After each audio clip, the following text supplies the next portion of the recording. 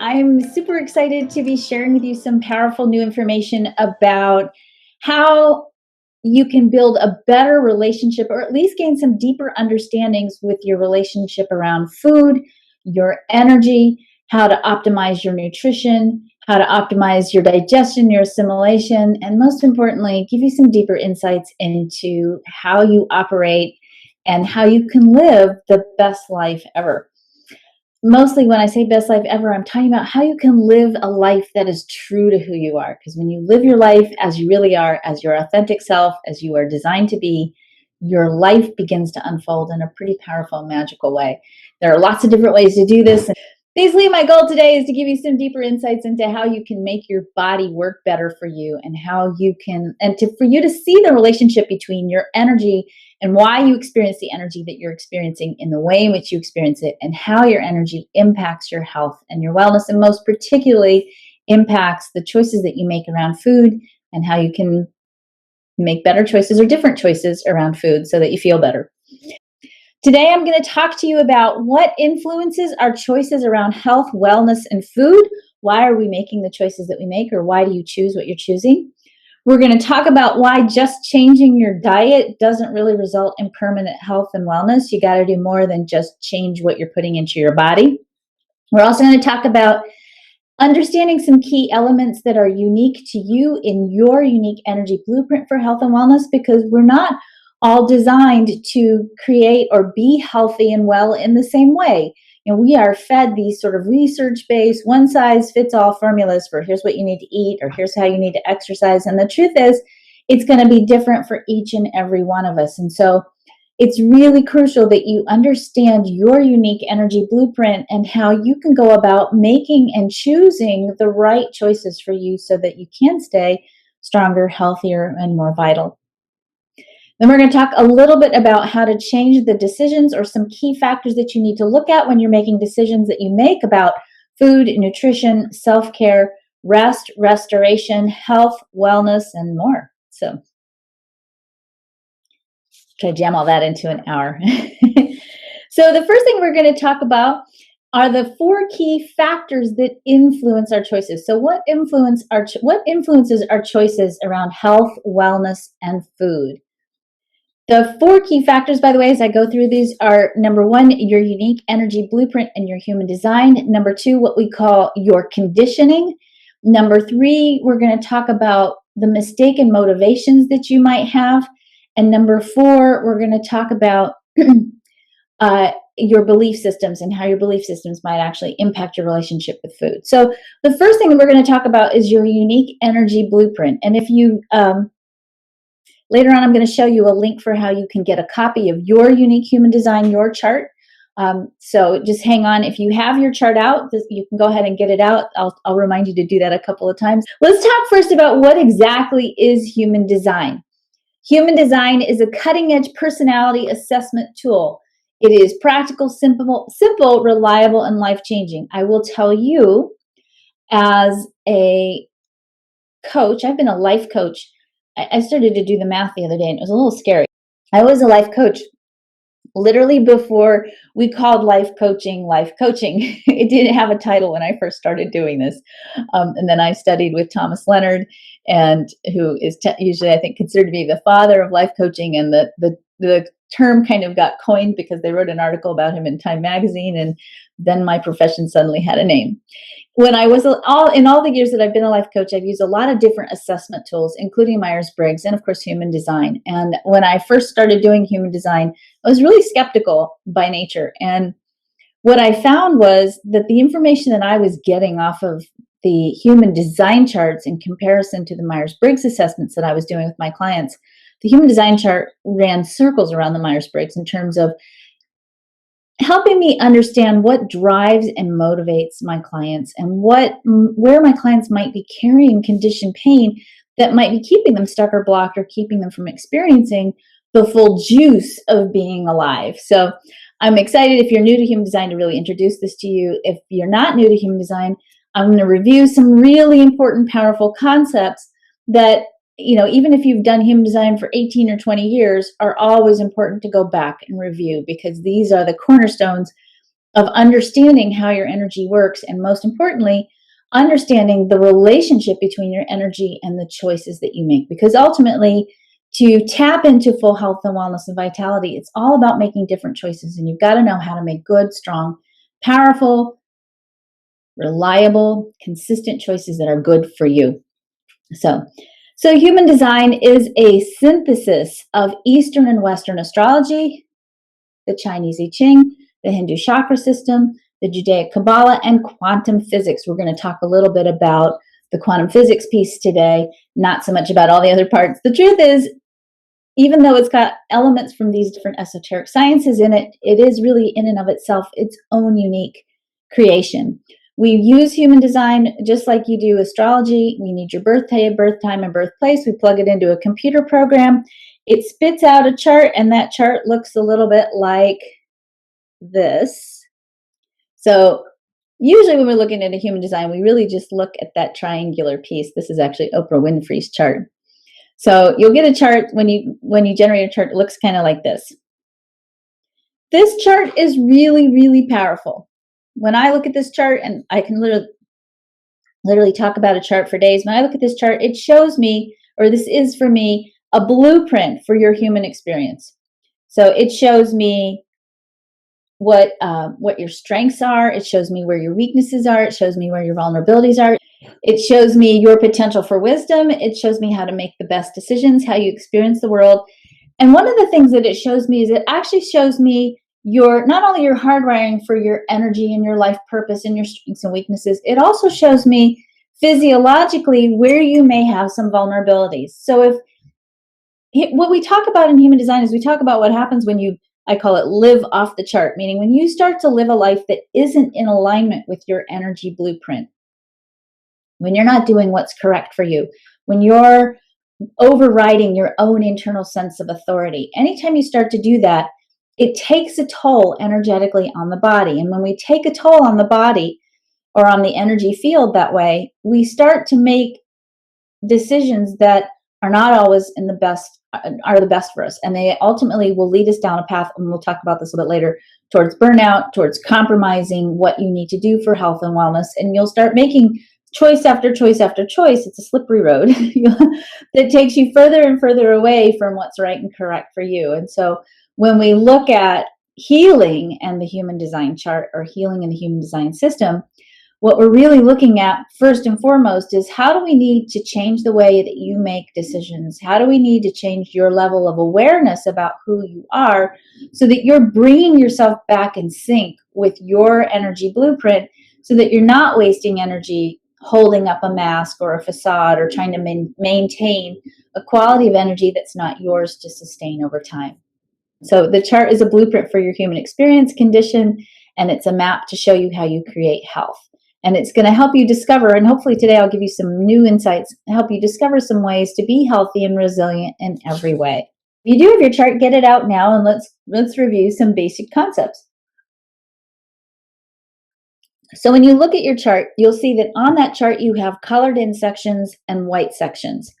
Okay, so it doesn't matter what color they are. Sometimes people are like, well, what does it mean if it's green? Or what does it mean if it's red? There are some elements that will change color-wise, but they're not significant for the intent and purpose of this particular call or this particular webinar. However, if you want to learn a little bit more about your chart and go deeper into what do these colors mean, I do have a book that I've written. It's available on Amazon. It's called Understanding Human Design. And if you order that book, you can even get it on Kindle if you want to get into it right now. It'll take you through your chart and the parts of the chart. But for all intents and purposes, for this particular webinar, we're going to be focused mainly on one thing, and that is, do you have something in your chart colored in, or do you have it white? Anything that's colored in on the chart, we call it defined. Okay, anything that's colored in, we'll say is defined. Anything that is white, we will either say it's undefined or open. So colored is defined, and white is open. So you'll hear me say, if you have the white triangle on the right open, that means white. Or if I say, if you have the square in the center of the chart colored in, that's defined. So anything that's colored in is the essence of who you really are. The things in your chart that are colored in, that's your energy. That's energy that you have access to consistently all the time. That is that inner part of yourself, oftentimes that you sense or feel is in there, but you try, or maybe oftentimes confused about, well, how do I live this part of my personality out? This is the part of you that I oftentimes will call the secret self, meaning this is the part of your personality that you hope and maybe even dream has a place in the world, has a purpose in the world, but you don't always bring it out because a lot of times we're not taught or trained or given permission to live out this part of who we are. But anything that's colored in is consistent and defined, meaning this is energy you have all the time. You're going to experience it all the time. There's also energy that you are actually broadcasting out into the world. So this is the energy that oftentimes people will perceive from you. This is who they think you are. This is who they feel you are, even if you can't quite figure out how to bring it out into your world. Going on to the next slide, anything that is white in the chart is what we call open. And where we have openness is oftentimes where we have the biggest challenge or adventure in trying to live life true to who we really are. Wherever you have openness in your chart is where you are taking in energy and information from the world around you and from the people around you. So wherever you have openness, that's actually energy that you're receiving from other people. Now, ultimately, the purpose of openness is for you to become wise about those particular energies. So when you have openness in your chart, you actually are becoming wise about those particular energies. So let's say that you have the triangle on the right-hand side of the chart. You'll see that triangle is the center or the energy center for emotional energy. Half of us are going to have this white, half of us are going to have this defined or colored in. Wherever you have openness, you take energy and information in, and you don't just take it in, you amplify it. So if you have this triangle on the right-hand side open, the solar plexus, the emotional solar plexus, this emotional energy center, in your life, when you go out into the world or you go into relationship with people, you are going to experience emotional energy from other people. So you're sensitive and you're empathic with that energy. You're actually feeling the emotional energy of the people around you, the room around you. And what you'll do is you won't just experience it, you won't just feel it, you actually take it in and you amplify it. So what happens to us a lot of times is wherever we have white in the chart, we develop behavioral patterns that are A, consistent. So we'll talk a little bit about that. And B, we start to identify with the energy that we are taking in from others and amplifying, and we think it's our own. So sometimes people who have this particular configuration where this emotional center on the right-hand side of the chart is open or white, they sometimes think that they are deeply emotional and very dramatic and feel things deeply. And absolutely, you feel things deeply, but it's going to always change for you. It's going to be variable because how you experience this energy and who you experience this energy with changes. And because of that variability, it's A, not yours, B, difficult and certainly not reliable to use this level of awareness for your decision making because it's not yours. It's not part of who you are. But we do get deeply influenced by the energies that we experience from others. My daughter, my middle daughter, has a friend from college who got a tattoo over the weekend. And my daughter was very, very upset about this tattoo because her girlfriend got the same tattoo on her back right shoulder that she has on hers. And my daughter's tattoo was very, very personal and very, very important to her. And then her friend copied her. And my daughter was very upset. And I said, well, let's look at your girlfriend's chart. So we ran her chart and we looked at it. And of course, her girlfriend is profoundly white in her chart, profoundly open. So her friend takes in all of this energy from her relationship with my daughter, amplifies it, including she takes in my daughter's identity and amplifies it. And because she doesn't understand that what she's experiencing within herself is actually amplified energy from other people, she ran out and made a decision to go get a tattoo like her friend, which hopefully she won't regret later, but she went and made this decision to get this tattoo. And a lot of that, I would put money down on the fact that she is picking up my daughter's energy amplifying it, mistakenly believing that this is her energy, and she's now making choices based on energy that she's taking in from someone else. And she may find over time that that choice wasn't actually true for her, it was true for my daughter, and that now she's taken that energy in and it's confused her and taken her awareness away from what is truth for her. That's a tattoo. When it comes to food and eating and making choices in life, it's easy for us, for everyone just about, to have their energy influenced by the people around you. And if you don't know how to tease out those energies and get clear about what energy and what energetic influence belongs to who, if you're making choices based on the people around you and their energy rather than what's aligned and correct for you, you can really get out of sync and take yourself actually away from your own natural vitality and your own health and wellness, and make choices that are not good for you, or be confused about what are the right choices for you because you can't realize, or you don't know how to tune into what's correct for you. So when you get your human design chart, or if you already have your human design chart, one of the things that you're going to see is that there are 5 energy energy types in the human design system. There are generators, manifesting generators, manifestors, projectors, and reflectors. I'm not going to go deep into energy types in this particular presentation, just because I don't want to keep you here for hours and hours.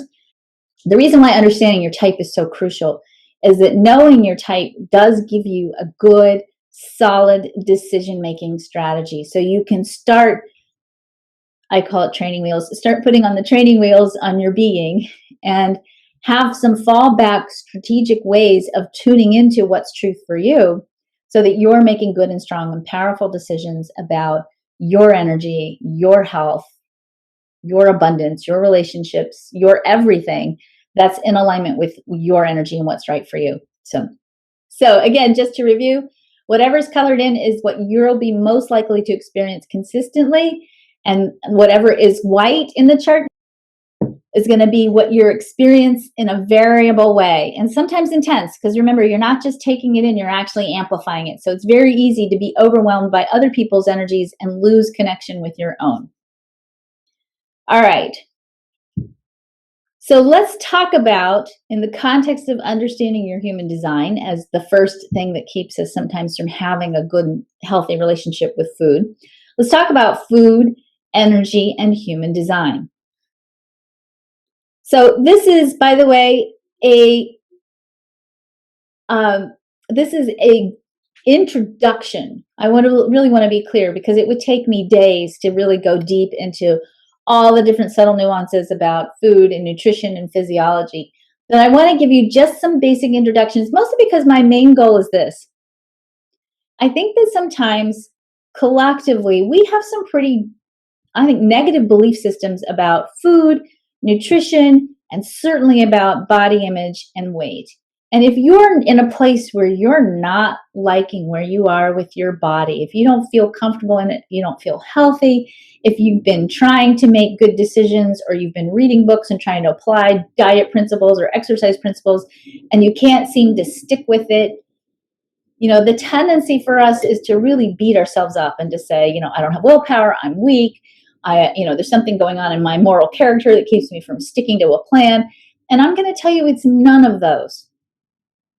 We are not trained correctly to make good choices and good decisions and to tune into ourselves. And there are an unlimited number of factors that can be taking you away from tuning into those correct choices. So if you're struggling with making good, healthy choices or having good and healthy patterns, I really want you to start right now with forgiving yourself and giving yourself, or setting the intention to go a little bit more into a journey of self-discovery, and see if you can't unravel some of the entangled energetic conundrums that sometimes create for us patterns that don't work for us. Once you understand what's not working for you and why it's not working for you, then it gets much easier to make a different set of choices, because you can understand at that point what's influencing you and what's right and correct for you, and stop beating yourself up because you're trying to follow the formula and it's not working. There are 4 main sources of struggle with food. Okay. So those are when we're talking for the intensive purpose of the seminar, we're going to talk about energy protection,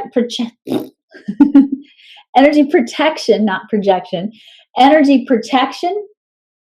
I'm going to talk about conditioning and how your conditioning influences how you make decisions about food. We're going to talk about mistaken motivations and your belief systems. All of what I'm going to share with you today is based on the work that I've done with people over the last 26 years. I actually got into doing coaching first and foremost and energy psychology around weight loss. My first series of workshops and seminars that I did in the very beginning was about, and this was, like I said, when I was 26 years old, was about food and energy. And so I'm kind of bringing this back around full circle for you to see, with this human design piece added to it, you take a lot of the guesswork out of what's going on energetically with you, and also really gives you, I think, a tool to help you enhance and be much more specific about what kinds of energy work do you need to do to make you, or to help you make different choices. So energy protection is by far one of the most common reasons that I have seen in all my years of work that people hold on to extra weight and or make unhealthy food decisions. I'm going to show you some elements in the chart that oftentimes can make you extra sensitive to other people's energies and make you extra sensitive to doing what you need to do to limit the impact of other people's energies on your body. Here's the thing. You can alter the way energy impacts your body by holding extra weight, especially extra abdominal weight. You have energy centers that are rooted in your body. When you are carrying extra weight, particularly in the front part of your body, it actually slows down the way energy hits the energy centers in your body. So sometimes we are carrying extra weight to protect ourselves or to slow down the way energy is impacting your physical body. And this, what we find sometimes, and some of you may have had this experience, is that if you're carrying extra weight because you're sensitive, when you start to lose that weight and you start to shed some of that shield that's protecting your energy centers because you're sensitive, when you start to take away that shield, your sensitivity goes back up because now you don't have that extra layer of protection over your energy. And as you get, as you lose that energy protection or that shield and your sensitivity increases, oftentimes at that point, it becomes more difficult to hold on to the decisions that you're trying to make about food and health choices, et cetera, because you become more sensitive, which was the reason oftentimes you put on extra weight in the first place, because you were trying to protect yourself or create an energetic shield. So it's important, if you are sensitive, to understand that when you start shedding that protective layer of adipose tissue that actually can slow down and block energy hitting your body, hitting your energy field, it's important to understand that you're going to become more sensitive, more intuitive, more tuned in, more connected, and more aware and impacted more deeply by the energy around you. And to be prepared for that and have backup strategies to manage that extra sensitivity until you get used to being sensitive on that level again. And you don't, really important to not default at that point back to, well, okay, I've got to put this shield back on because it's too hard to be this sensitive. So when we look at the human design chart, one of the markers of sensitivity is having this gate 19 defined. You can also, by the way, have this experience if you have the other half of this channel colored in too. So over here, you'll see the 49. So if you've got any of these two gates colored in on your chart, this cranks up the sensitivity factor of anybody's chart by 100. If you've got any of these two energies here, you are intuitively aware of shifts and changes in energy around you, of shifts and changes in emotional quality of energy around you. You're also going to be deeply sensitive to things like shifts and changes in food. These are the kids that when you change the brand of oatmeal, they're like, Mommy, what's wrong with the oatmeal? And the mom's going, it's just oats, but they feel or taste when the brand is different. Things like your tags in your clothes and the seams in your sock might bug you. Smells might bug you. The environment might bug you. Negative people might bug you. Facebook might bug you. Okay. So you are very, very sensitive when you have this energy. And it's not uncommon when people have this degree of sensitivity to cover up or to protect themselves energetically by putting on a little extra weight around the abdominal region. If you have any of these centers open, and I'm going to walk us through them in just a second.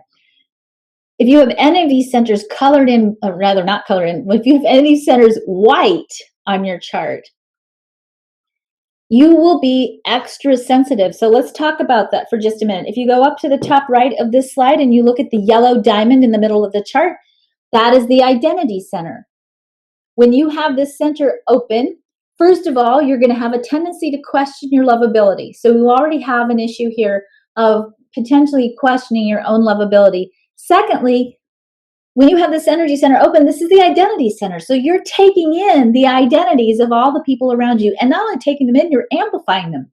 It makes you really, really wise about other people. When you have this energy, you are here to be wise about others. It's a great configuration for therapists, for social workers, for teachers, people who work with other people. But on a personal level, when you're taking in other people's identities, you feel that wholeness of who they are. You feel their pain. You feel the patterns that have kept them stuck or trapped, perhaps. You take in who they are. And if you don't understand that you have that openness, it's very easy, first of all, to identify deeply with the other people and merge to a certain degree with someone else. It's also really easy because you feel everybody's story, to feel deeply the pain of the people around you. And again, block it off by carrying extra weight to slow down the impact of other people's energies on your physical body. On the triangle on the right hand side, the middle top, this is the emotional energy center. We just talked about this right here. Half of you are going to have this white, half of you will have this colored in. If you have this energy white in your chart, you are emotionally empathic. You're feeling other people's energies. And as you feel other people's energies, and you're feeling it, remember, wherever we have openness, we have amplification, not just feeling it, but amplifying it. You're going to be bathed in this constant, intense emotional energy from the world around you. And it's very easy when you have this energy center open to be deeply sensitive to emotional energy, empathic, we say, and to really, again, cover this up with extra weight or emotional eating. And I'm going to show you a little bit more about the center and some of the gates on the center as we move on. In the next little section over here, the red square, this is the sacral center. If you have this center open, you are amplifying life force energy from the world around you, but you are not designed to carry that energy all the time. So if you are a human design type that is a manifester or a projector or a reflector, you are taking in life force energy and amplifying it, which is awesome in the short run, but in the long run, it's like perpetually drinking too much coffee.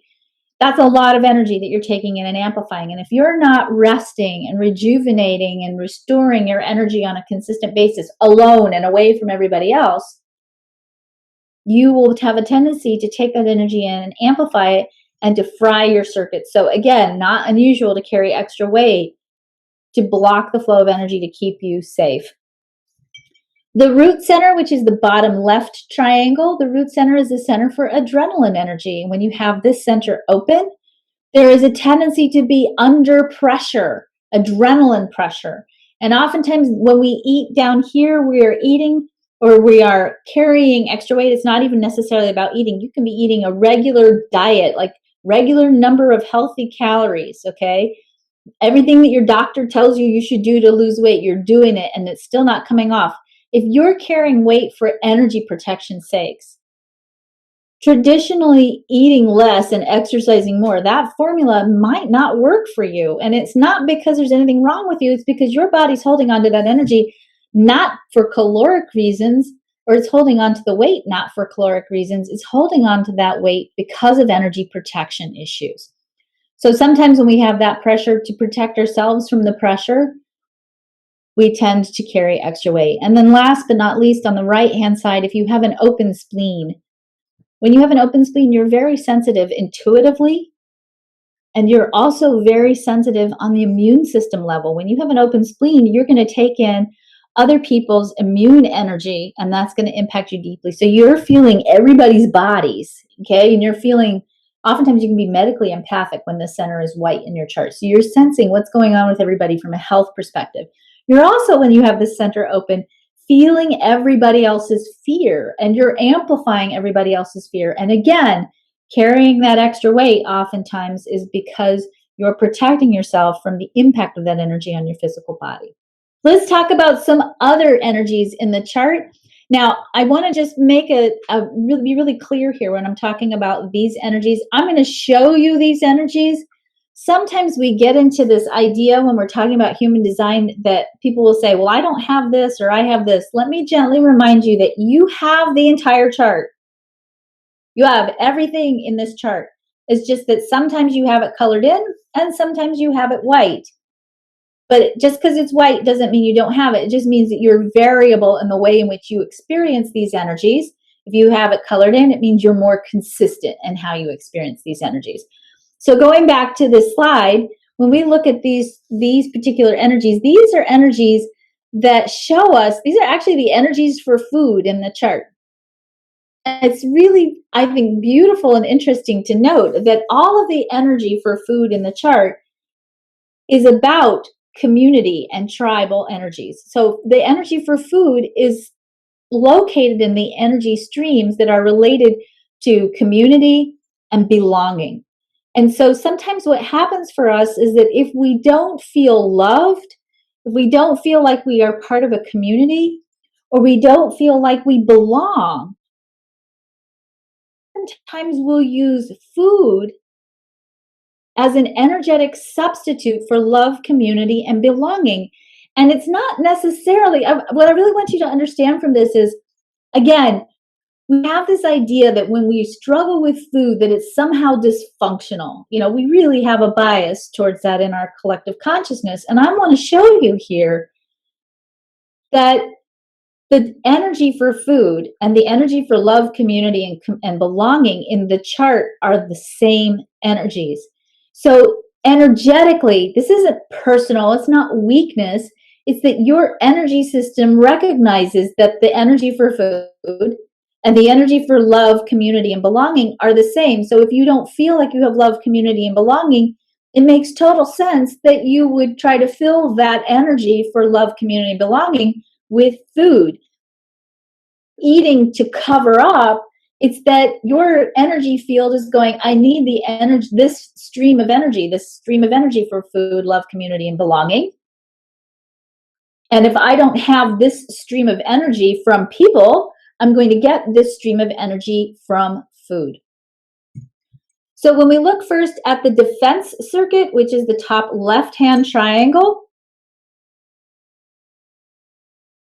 we see is that our life force is activated by a drive to eat food together in community. Nurturing food, love, sustenance, and here's a big one too, support, the energy for feeling supported from food. When you think about it, take it down, and the defense circuit energy is very basic, very, very tribal and kind of primal energy. This is the place where we have the energy in the archetype of the chart that is all about nurturing, loving, caring. It's also the energy for working to feed others and the energy for fighting and defending the people we love. So this is also the energy for sex and sexuality. So not confusingly too, sometimes the energy for sex and the energy for food, I mean, those are also the same energy. So if you feel like on a sexual level, something's not clicking up here for you, that sometimes that energy for sex and sexuality or challenges in the area of sex and sexuality, or feeling like you're not getting enough sex or sexual expression, can also sometimes lead to food. The other thing that I just want to throw in here, because this is not uncommon, and I want you to be aware of this. In all the years that I work with people with weight loss issues, particularly when we work on a subtle energetic level and we start looking at the deep subconscious drivers sometimes that hold weight, that keep us holding weight on our bodies.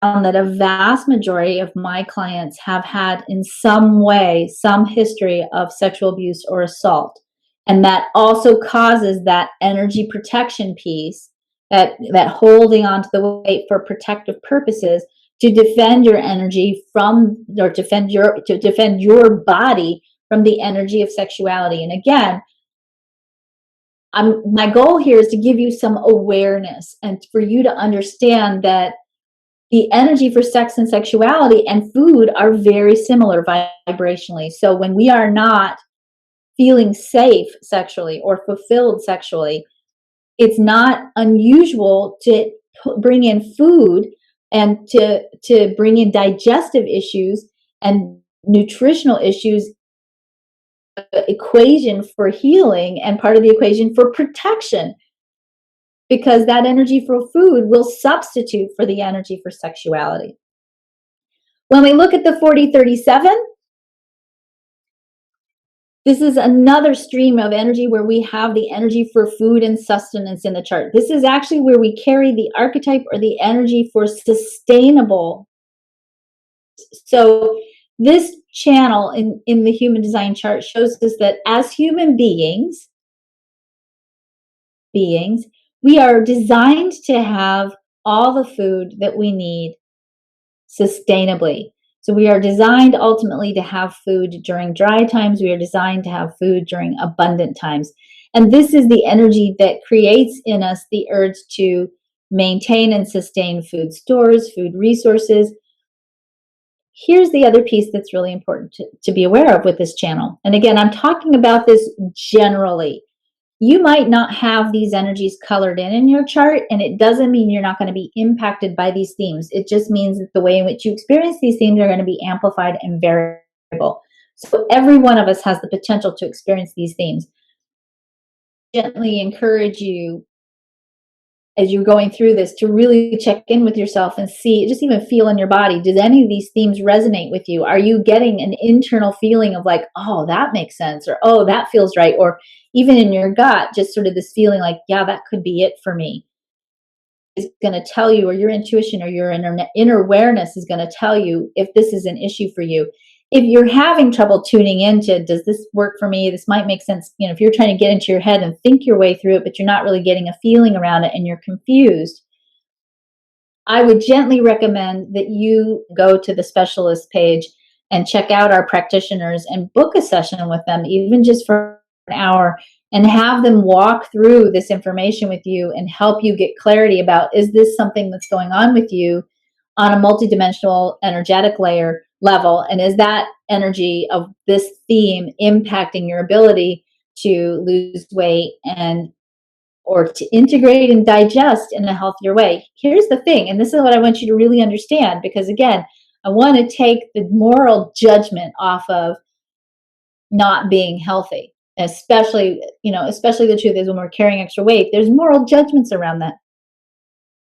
If you've got an energetic issue happening with you related to your health and your wellness and your body weight, especially, it's not going to matter what diet you're going to follow. You can be eating, 4 peas and running a marathon, which I wouldn't recommend. I'm kidding, but I'm just saying your caloric consumption could be really, really low, and your commitment to your exercise routine could be really, really high, and you still might not shed the weight because the issue isn't in your body, it's in your energy field. And to have somebody walk through a diagnostic process or an assessment process with you to help you get clarity about what's going on in my energy field that might be keeping me in a position where I'm holding onto this weight is crucial. All right, back to the slide. So the 40-37 says this, and this is cool.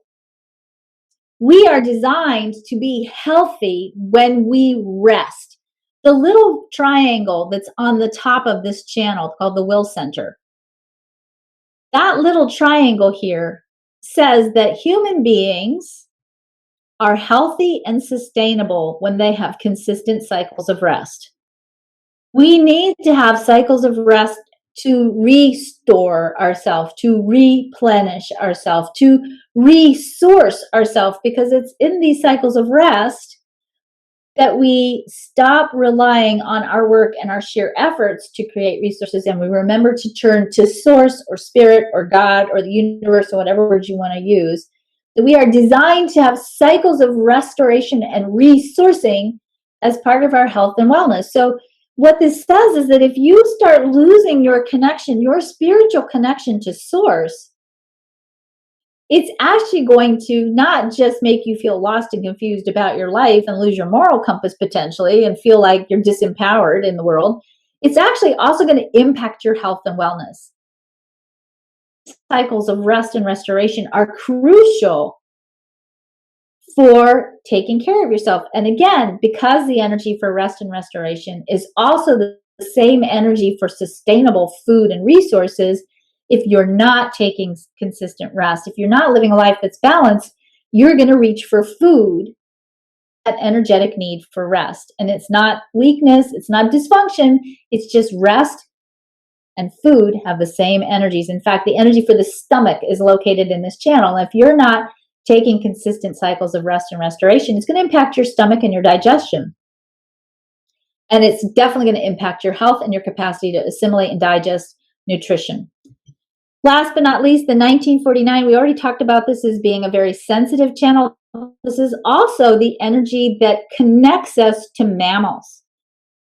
This particular channel, sometimes we do better being vegetarian because we already have our own source of this energy. And sometimes we do better not being vegetarian. It just depends on your own inner authority. I'm not going to look at this chart and go, oh, this is the design of a vegetarian, whether you're a vegetarian or not. Your body knows whether you're a vegetarian or not. Your body knows whether you need to eat meat or not. And knowing how to tune into your own inner guidance system, and that means understanding your human design type, meaning are you a manifestor, a generator, manifesting generator, projector, or reflector?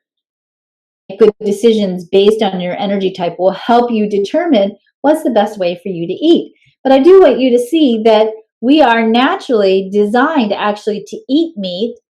That being said, this particular energy in the chart is in the middle of changing, where actually the chart is actually in the middle of an evolution. And as we move closer to 2027, the human need to consume meat is shifting.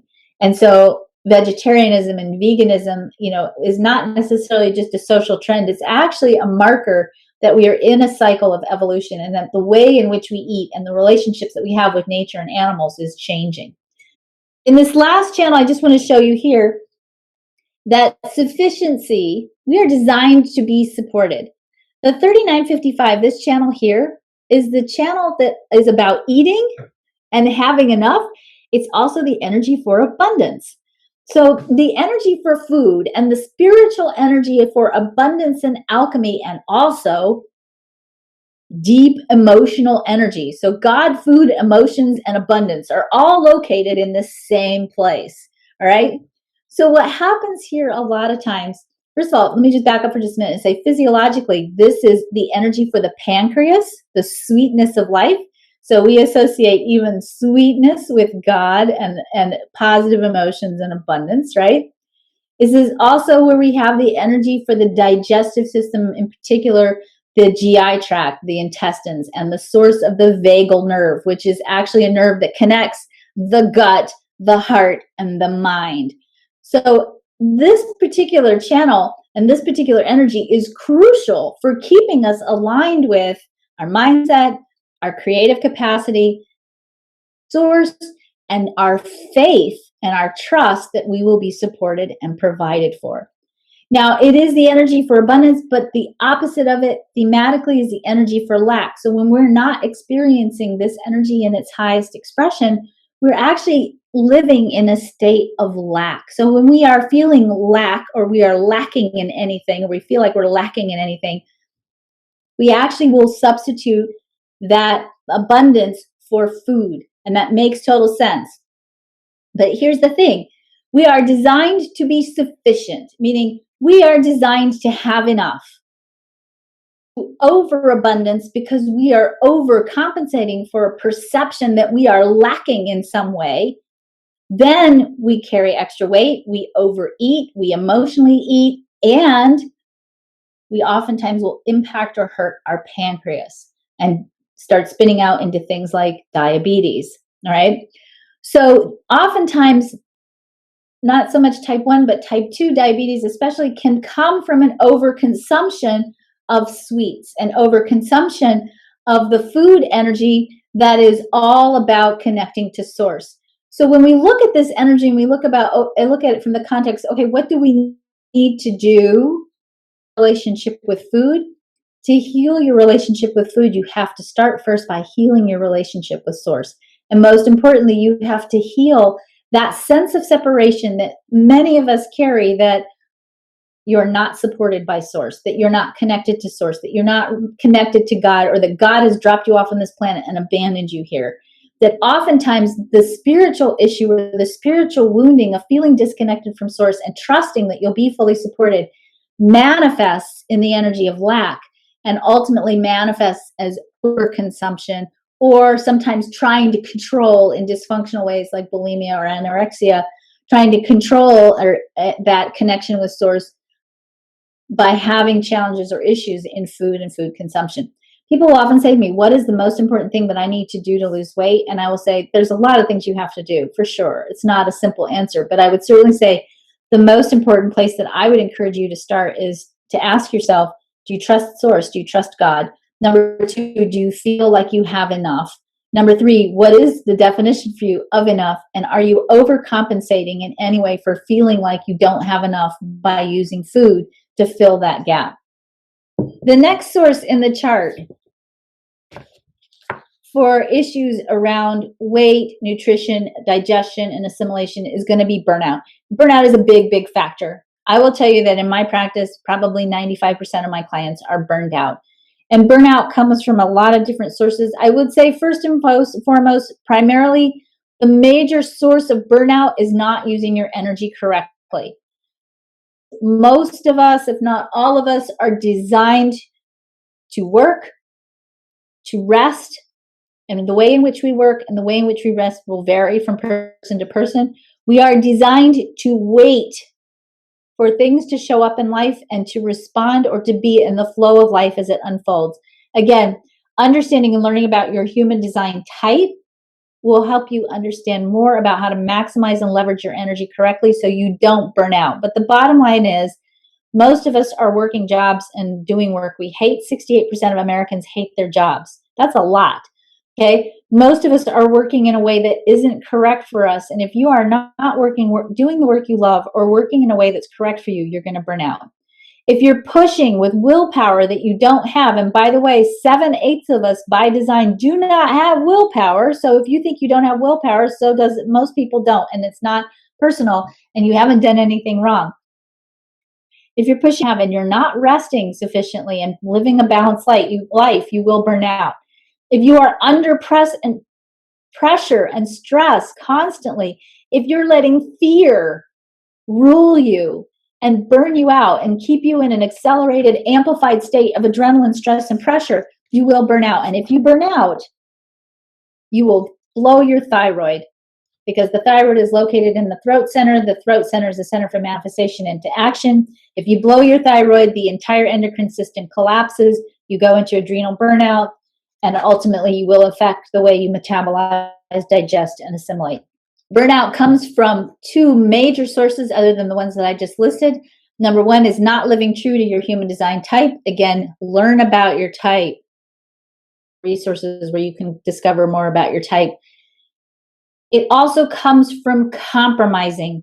When you're not living true to who you are, and I'm going to talk about this in a second, and a lot of energy trying to energetic mass. You spend a lot of energy trying to be something that you're not, when you're not living true to yourself, and it burns you out.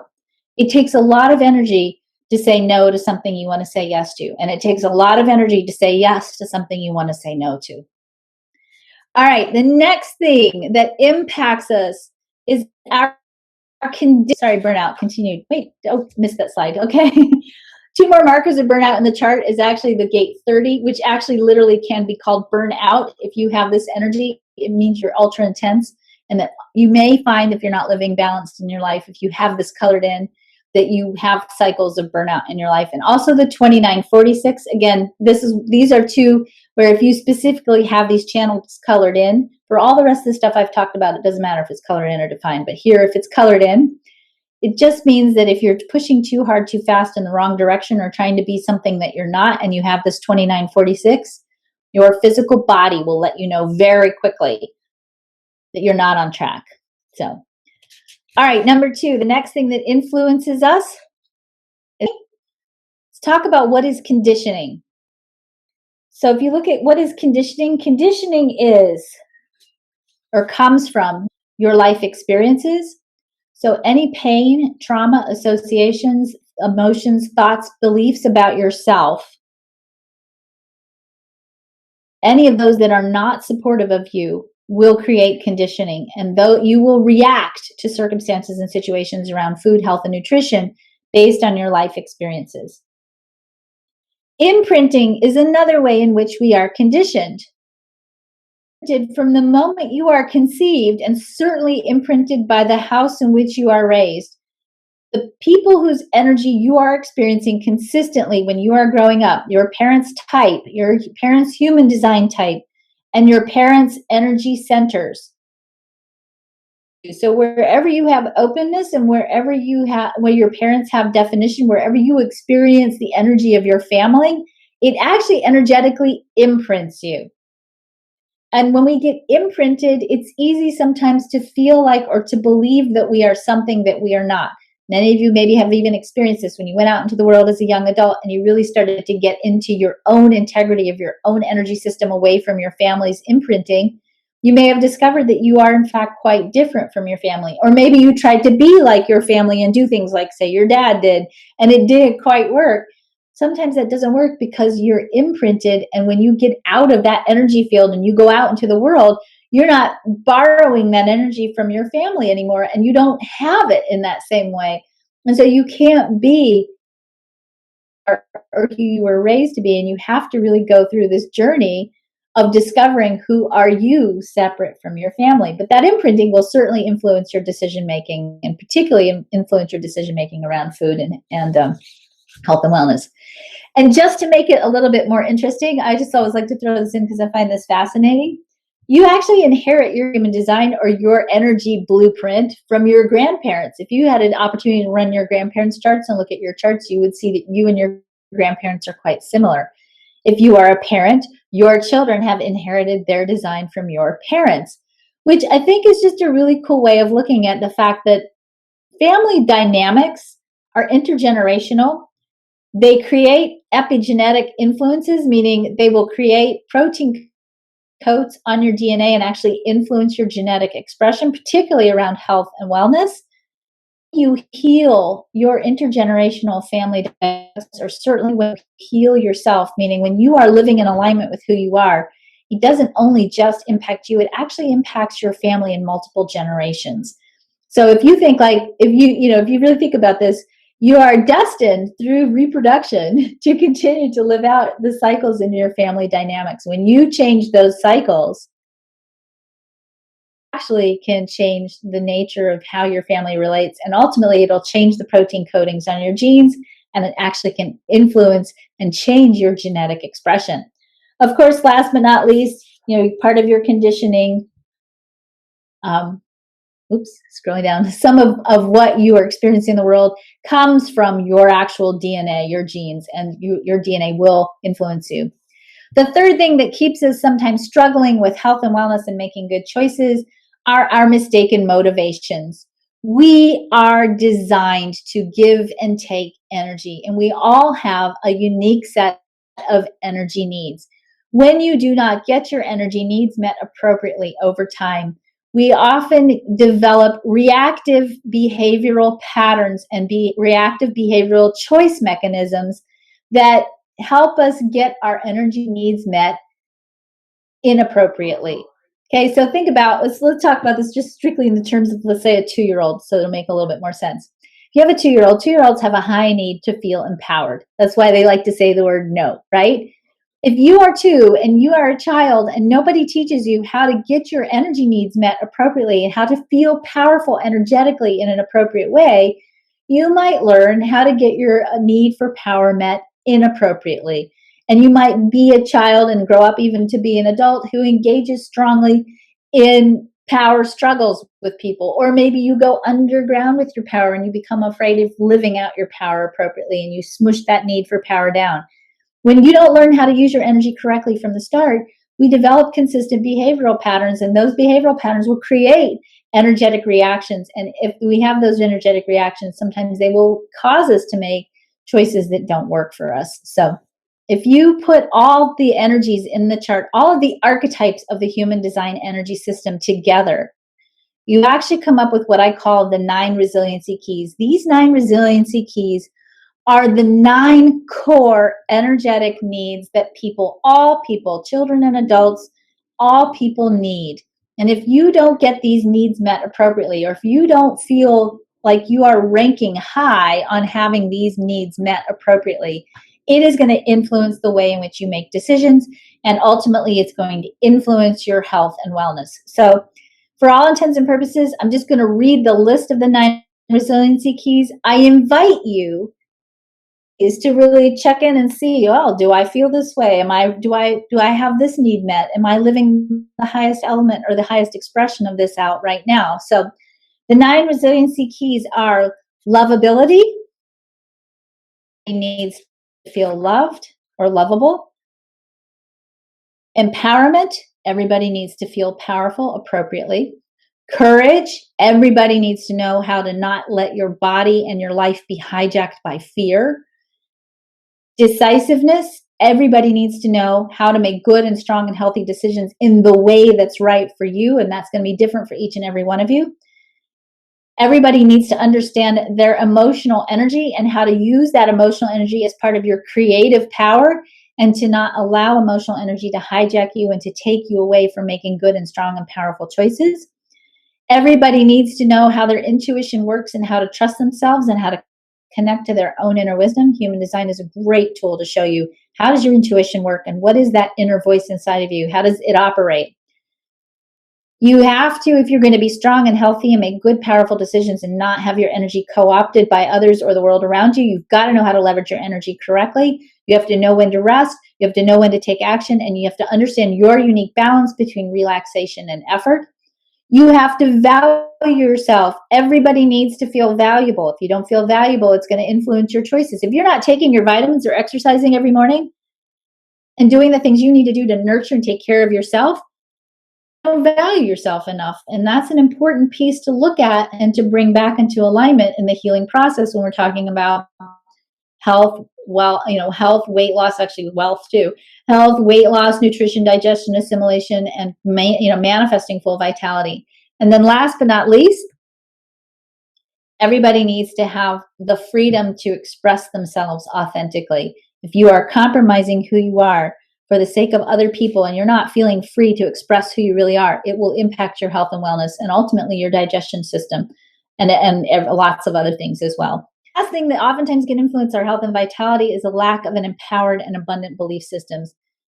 You can be healthy and vital. If you don't believe that you can, if you have a set of beliefs that are keeping you from believing that you're lovable, powerful, valuable, capable, that can oftentimes also impact your ability to make good decisions.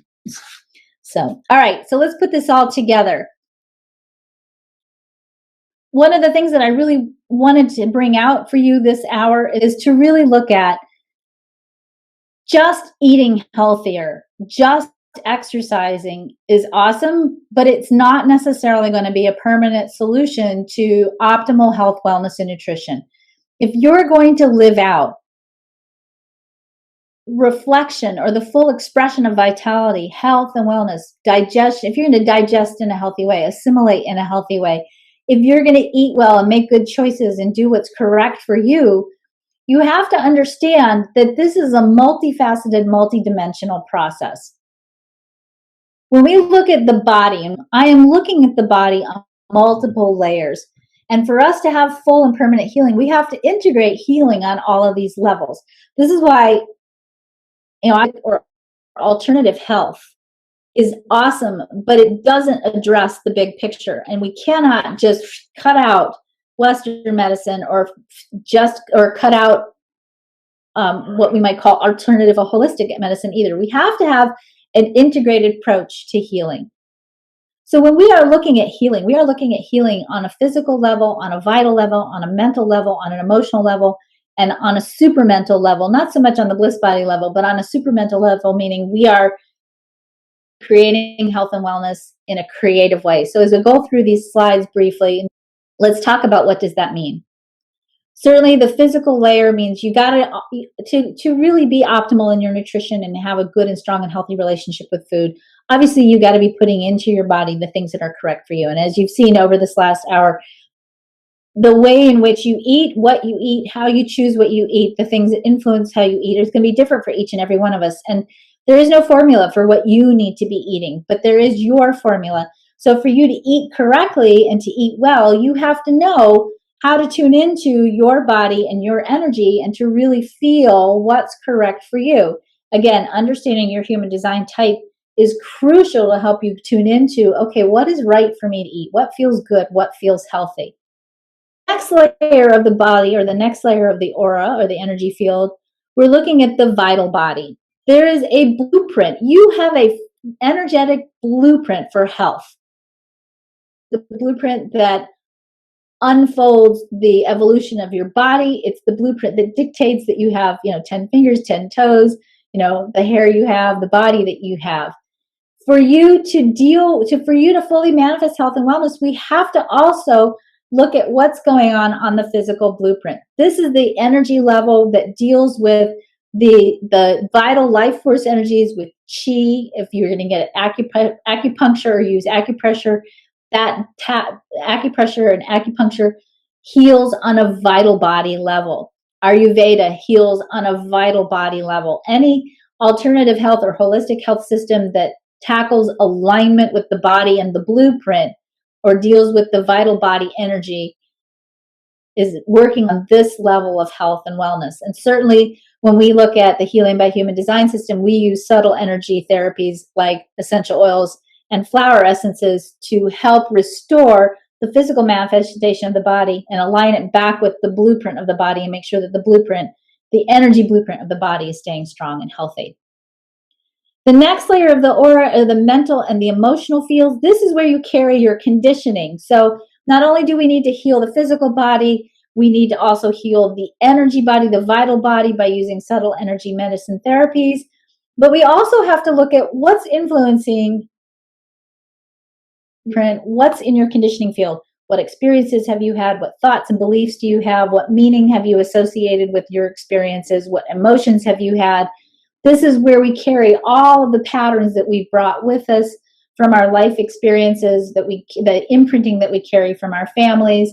All of this is going to influence the vital body expression, the energetic blueprint of your body, as well as your physical body. So we can't just do mind body healing, okay? We have to do mind, emotion, vital body healing. Body healing, we're leaving out some big pieces. So you have to add this piece too, where you're looking at releasing and healing any of the conditioning or aligning your conditioning so that what you are experiencing is in alignment with the truth of who you are. And then last but not least, we have to tap into what we call the non-manifest reality, or the quantum physics of the quantum of finite possibilities, and tap into new meanings and cosmic creativity so that you start understanding who you are, understanding your choices, and understanding or giving your experiences new meaning, assigning them new meanings. Like that's as simple as going from believing that you're a victim to believing that you're empowered. That's taking a story from your conditioned experiences, and instead of believing that you were a victim, starting to believe that you had power. We have to change the meaning of how we perceive ourselves if we're going to heal ourselves. You can't just eat less, make healthier choices, exercise, and lose weight, because the manifestation of your healthy body is embedded in multiple layers of your energy body, and it's not just in your physical body. You certainly can start with physically altering your experience, but you've got to integrate other levels of healing if you're going to have permanent weight loss and permanent tapping into vitality on a permanent level. You also have to know how to reassign meaning to your specific life experiences and your emotions in order to bypass or influence your physiology. And I just have to throw this out here. Human design shows us that only 1/8 of us actually have willpower. So you cannot just will your way into dieting and losing weight and staying healthy. It doesn't work. It really doesn't work. And you all know it doesn't work. The healing by human design system is a healing modality that works across all the layers of the body and the energy field so that you can redefine the meaning of your experience and create something different. You can start perceiving yourself differently, understanding your emotions differently, working with your awareness in a different way, and start to consciously, by shifting meaning, bring out the highest expression of your authentic self. Healing by human design is a synthesis of human design, energy psychology, subtle energy therapies, and a unique and specific way of accessing the quantum field so that you can help heal the root of pain, or heal the root, in this case, of the pain that might be creating for you choices that are taking away from your health and wellness and your optimal physical vitality, so that you can create a different reality and a different experience. Thank you all so much for joining me. I know we went a little bit over. This was a ton of information. I get so excited about sharing this. There's so much more I could have shared with you. We could have been here for hours, but I really want you, if you don't walk away with anything else, walk away with this today. Are struggling to make good choices around your health and vitality. You're not broken. You're not stuck. You don't have issues with morality or character or willpower even, all right? Oftentimes we're not making the right choices for us because we haven't been taught how to do that. We haven't been taught to tune into the truth of who we are, our authentic decision-making strategies, what's right and correct for us. And we are energetically designed to compensate and nutritional issues when we don't know how our energy field operates correctly. So really come at yourself from a compassionate, loving place. If you can, at least in this, from this one call, take a step back and go, wow, maybe I've made the choices that I've made because in my infinite wisdom about how valuable and precious I am, I've compensated for something that I'm sensing is lacking in my life. I want to invite you to step into a space where you allow yourself to believe and to receive, which, by the way, is in human design, what we learn is that you are designed to receive. There's nothing you have to do to make receiving happen. You just have to be who you are. So if you can move into a space where you allow yourself to at least have hope that just by being who you are, you can receive all of the support, all the information that you need to shift the meaning of your life experiences and tap into a greater degree of health and vitality, and do it from a place of self-love and compassion, then this has been a good hour spent. I hope you learned a lot. I hope you understand that on this planet, each and every one of us is who we are because you're here. We would not be who we are if you weren't here. So we are because you are. And I thank you all for being who you are. And I thank you all for joining me today.